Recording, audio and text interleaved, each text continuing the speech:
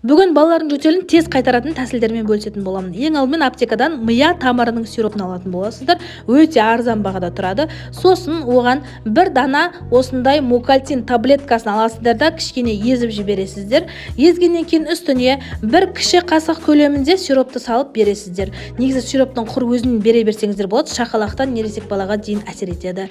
Достар, менің арнамда керемет видео рецептер бар, яғни тағамдардың рецепті. Егер менің каналым ұнаса, жазылып қойыңыздар, мен сіздерді міндетті түрде каналымда күтемін. Және де осылай шприцпен берсеңіздер оңай ішіледі. Себебі сиропты балдарға берген кезде құсып, лоқсиды ал шприцпен жанынан беріп жіберсеңіздер қалай ішкенін байқамай қалады. Кейін ең оңай тәсіл жуа пияз, яғни барлығымыз үйімізде кездеседі. Дәл осыны теркамен немесе пышақпен кессеңіздер болады. Мен блендермен өткізуді жөн санадым. Дәл осылай блендерден өткізетін боласыздар. Достар, құрбыларыңызбен, туысқандарыңызбен міндетті түрде бөлісіңіздер. Шынымен де әсер ететін тәсіл, міндетті түрде жасап, байқап көріңіздер және отзывпен бөлісіңіздер төменге комментарийге. Дәл осылай пиязды майдалап турағаннан кейін шұңқыр ыдысқа салыңыз. Мен бір балама ғана жасағаннан кейін кішкентай бір пияз ғана қолдандым. Сіздер өз қалауларыңыз бойынша қолданыңыздар. Дәл осылай шыққанда кішкене су шығады. Кейін пияз ащы болғандықтан мен шекер, яғни сахарная пудра қолдандым. Сіздер шекер қолдансаңыздар да болады.